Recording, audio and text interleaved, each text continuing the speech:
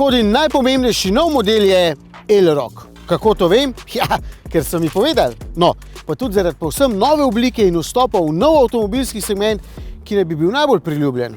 Po velikosti pa še točno v sredino segmenta C-SUV, kot tudi klasični Karoq, samo da tega poganja elektrika. Zato tudi takšna oznaka Elroq kot električni Karoq. In baje je ta velikost za evropske kupce idealna, ker avto ni preveč glomazen, hkrati ima pa znotraj dovolj prostora za potnike in za prtljago.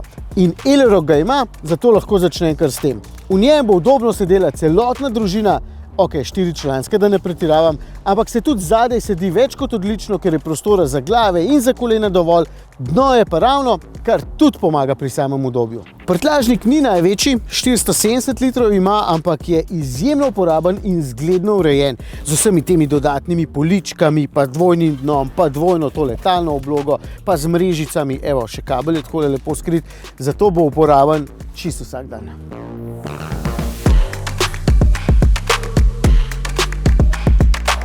Oblika je pa druga velika novost. To oblikovanje imenujejo Modern Solid in ima zdaj drugačno sprednjo masko, no in takšno bodo imele vse prihajajoče Škode.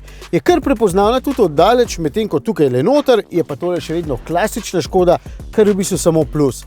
Odličen volan s klasičnimi gumbi, krasna izdelava z veliko opreme in z mehkimi materiali, tudi odlagališče veliko. Ok, morda bi raje imel prestavno ročico tukaj ob volanu, ker bi bilo potem še več prostora tukaj, ampak so vozniki Škod baje precej tradicionalni in imajo radi stvari po starem, čeprav je tole precej moderen avto.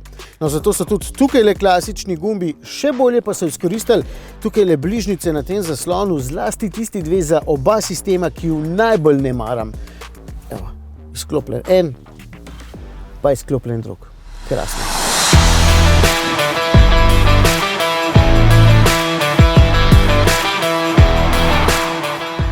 In zelo dobro se obnese tudi na cesti. Je že res, da imam tokrat najboljšo različico z močnim elektromotorjem in veliko baterijo, ampak nekje pač treba začeti, ne? V glavnem, po številki 85 tamle zadaj boste vedeli, da ga poganja novejši elektromotor s kar 210 kW moči oziroma z 286 konji.